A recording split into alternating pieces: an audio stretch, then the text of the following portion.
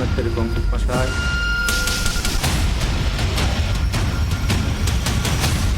ये मालदीव के नए राष्ट्रपति हैं। नाम मोहम्मद मोइजू और काम चीन के इशारों पर नाचना। 2 दिन पहले मोहम्मद मोइजू ने मालदीव के राष्ट्रपति का पद संभाला। भारत को भी शपथ ग्रहण में शामिल होने का न्योता दिया। लिहाजा भारत की तरफ से केंद्रीय मंत्री किरण रिजिजू मालदीव पहुंचे, शपथ ग्रहण में शामिल हुए और उसके बाद मोहम्मद मोइजू से मुलाकात भी की। खबर है कि उस मुलाकात में मालदीव के नए राष्ट्रपति ने भारत को अपनी सेना वापस बुलाने का अनुरोध किया। हालांकि इस बात की आशंका उसी दिन से बनी हुई थी जब मोहम्मद मोइजू अपने विरोधी और पूर्व राष्ट्रपति मोहम्मद सालेह को हराकर राष्ट्रपति का चुनाव जीते थे, क्योंकि मोइजू का पूरा चुनाव कैंपेन ही इंडिया आउट पर बेस्ड था। क्या था ये इंडिया आउट कैंपेन और मालदीव के चुनाव में चीन परस्त उम्मीदवार ने इसका किस तरीके से इस्तेमाल किया, इसे बारीकी से समझते हैं। दरअसल मालदीव भारत के लिए रणनीतिक रूप से बहुत अहम है, इसीलिए 2013 से वहां के लामू और अद्रु द्वीप पर भारतीय सैनिक मौजूद हैं। इसके अलावा इंडियन नेवी के कुछ जवान भी वहां लंबे वक्त से मौजूद हैं। भारतीय नौसेना ने वहां 10 सर्विलांस रडार भी इंस्टॉल किए हैं। मगर चीन समर्थित मोहम्मद मोइजू को ये सब राज नहीं आया और उन्होंने अपने चुनावी अभियान में भारतीय सेना को देश से बाहर करने का मुद्दा जोर शोर से उठाया। राष्ट्रपति पद के प्रचार के दौरान मोहम्मद मोइजू अक्सर इंडिया आउट की बात किया करते थे। उनका आरोप था कि भारत की सेना उनके देश के आंतरिक मामलों को प्रभावित करती है। उन्होंने जनता से ये वादा भी किया था कि राष्ट्रपति बनते ही वो सबसे पहले मालदीव की जमीन से विदेशी सेनाओं को वापस भेजेंगे। और राष्ट्रपति बनते ही उन्होंने अपना रंग दिखाना शुरू कर दिया। शपथ ग्रहण के तुरंत बाद बिना नाम लिए उन्होंने भारत से अनुरोध किया कि वो अपनी सेना को मालदीव से वापस बुला ले। मगर इसके पीछे की असल कहानी कुछ और है। इस कहानी का सबसे अहम किरदार है चीन। वही चीन जो अपनी विस्तारवादी नीति के चलते छोटे छोटे देशों को कर्ज देकर गुलाम बना रहा है। उस चीन का दखल मोइजू के शपथ ग्रहण समारोह में भी नजर आया। हालांकि शी जिनपिंग खुद से समारोह में नहीं पहुंचे, मगर उन्होंने अपनी special envoy and state counsellor Shen Yiqin को मालदीव भेजा। शपथ ग्रहण के बाद मालदीव के राष्ट्रपति और शेल येकिन के बीच मुलाकात भी हुई। इस मुलाकात में अगर आप चीन से मोहम्मद मोइजू की बॉडी लैंग्वेज देखेंगे तो समझ जाएंगे वो एक तरह से चीन की कठपुतली बनकर काम कर रहे हैं। और ऐसा करना मालदीव के नए राष्ट्रपति की मजबूरी है। दरअसल जिस वक्त अब्दुल्ला यामीन मालदीव के राष्ट्रपति थे तो उस वक्त उन्होंने चीन से मोटा कर्जा उठाया था। आपको बता दें कि नए राष्ट्रपति मोइजू अब्दुल यामीन की पार्टी के ही नेता हैं और उन्हीं के नक्शे कदम पर चल रहे हैं। लिहाजा जो कर्ज अब्दुल्ला यामीन ने उठाया था उसके बदले मालदीव के सभी प्रमुख हवाई अड्डों को राजधानी माले से जोड़ने का काम किया गया। करीब $200 मिलियन के कर्ज का इस्तेमाल मालदीव के इंफ्रास्ट्रक्चर में भी किया गया। इसके अलावा चीन के कर्ज से मालदीव में और भी कई परियोजनाएं चल रही हैं। इन परियोजनाओं के लिए मालदीव को और ज्यादा पैसों की जरूरत पड़ी और फिर धीरे धीरे वो चीन के कर्ज के बोझ तले दबता चला गया। यानी कुल मिलाकर आज के वक्त में मालदीव चीन के कर्ज के बोझ में दबा हुआ है और नए राष्ट्रपति मोहम्मद मोइजू ने शपथ ग्रहण के बाद जैसा रुख अख्तियार वो मालदीव की अर्थव्यवस्था पर बड़ा ग्रहण लगा सकता है। दरअसल मोइजू मालदीव के साथ वही कर रहे हैं जो श्रीलंका के पूर्व राष्ट्रपति महिंदा राजपक्षे ने अपने देश के साथ किया। पहले चीन से भारी भरकम कर्ज लिया और फिर पूरे देश को गिरवी रख दिया और नतीजा ये हुआ, श्रीलंका में महंगाई आसमान पर पहुंच गई। जनता के सामने भूखमरी की नौबत तक आ गई। उस वक्त भारत की सरकार श्रीलंका के मदद के लिए बड़े तौर पर खड़ी हुई नजर आई थी और भारत ने नेबरहुड फर्स्ट की नीति के आधार पर श्रीलंका को एक बड़ी आर्थिक मदद की थी, जिसकी बदौलत उसकी अर्थव्यवस्था पटरी पर लौटी थी। मगर मालदीव ने अपनी इकोनॉमी को बेपटरी करने की ठान ली। एक बार उन अब्दुल्ला यामीन की हिस्ट्री भी जान लीजिए, जिनके फैसलों ने मालदीव को चीन की चाल में फंसाया। अब्दुल्ला यामीन 2013 से 18 तक मालदीव के राष्ट्रपति रहे। उस दौरान उन्होंने चीन से भारी भरकम कर्ज लिया, फिर वो भ्रष्टाचार के मामले में फंसे और केस लंबा चला। आखिर उन्हें घोटालों का दोषी पाते हुए 11 साल की सजा सुनाई गई और अब्दुल्ला यामीन के चुनाव लड़ने पर रोक लगा गई। इसके साथ ही मोहम्मद मोइजू के चुनाव लड़ने का रास्ता साफ हुआ और चुनावी मैदान में उतरते ही मोइजू ने उस बात को मुद्दा बनाया जो आने वाले दिनों में उनके देश की अर्थव्यवस्था के लिए घातक साबित हो सकता है। इंडिया आउट का कैंपेन चलाकर मोइजू ने चुनाव तो जीत लिया, मगर इस झूठ के दम पर उनकी सरकार कितने वक्त तक चलेगी ये बड़ा सवाल है, क्योंकि सच्चाई ठीक उसके उलट है। दरअसल मालदीव छोटे बड़े द्वीपों का समूह है। वहां अलग अलग द्वीपों पर लोगों की छोटी छोटी आबादी रहती है। अब अगर किसी को इमरजेंसी पड़ जाए तो क्या होगा?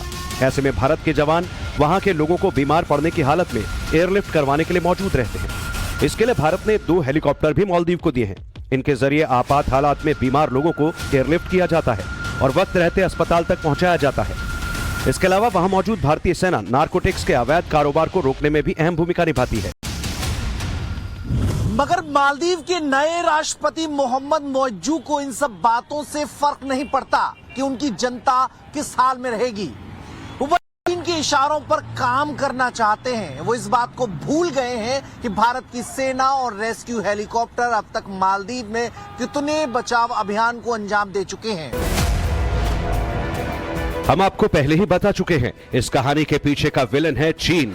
वो नहीं चाहता कि भारत की सरकार मालदीव से किसी भी तरह के संबंध रखे और इसके पीछे वजह भी साफ है।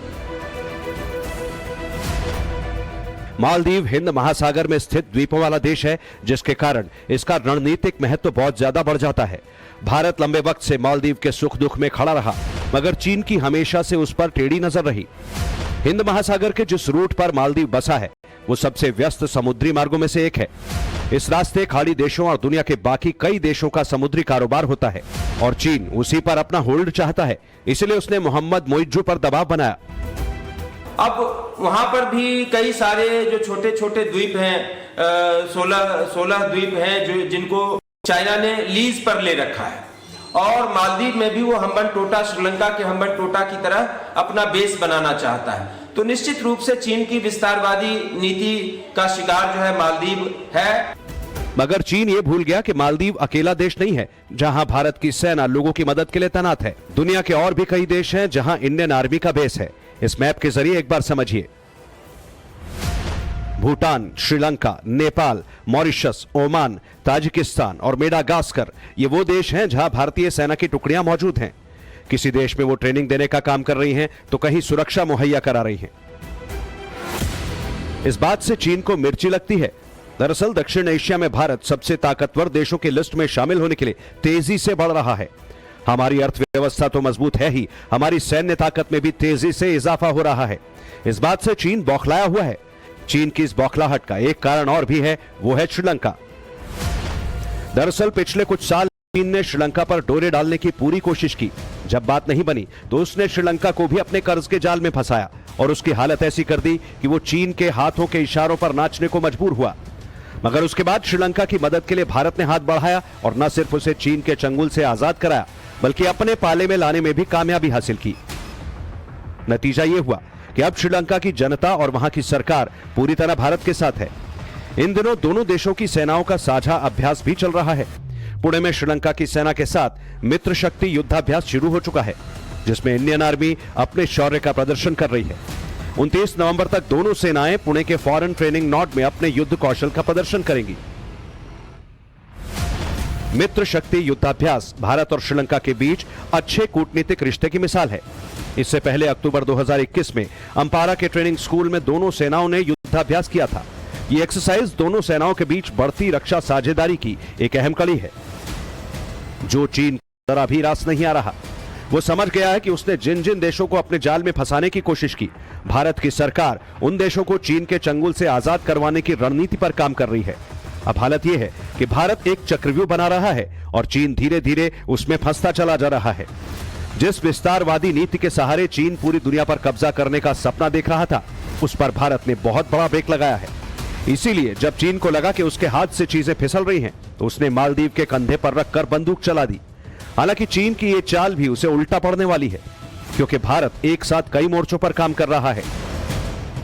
चाइना मालदीव में भी अपने प्रभाव को बढ़ाना चाहता है और राष्ट्रपति यमीन के कार्यकाल के दौरान तो चाइना की तरफ मालदीव लगातार झुकता जा रहा था, लेकिन राष्ट्रपति सोले के कार्यकाल के दौरान फिर से मालदीव ने भारत के साथ अपने संबंधों को लगातार बढ़ाया, बेहतर किया। चीन को सबसे बड़ी चुनौती भारत की अगुवाई में बनाए गए से मिल रही है। इन क्वाड देशों का सबसे बड़ा युद्धाभ्यास होता है मालाबार मिलिट्री एक्सरसाइज। करीब 3 महीने पहले ऑस्ट्रेलिया में मालाबार मिलिट्री एक्सरसाइज की गई। उस युद्धाभ्यास से चीन बुरी तरह घबरा गया था। उसने अपने सैकड़ों लोअर ऑर्बिट सैटेलाइट्स को ऑस्ट्रेलिया के ऊपर तैनात कर दिया था ताकि मालाबार मिलिट्री एक्सरसाइज पर बराबर नजर रखी जा सके।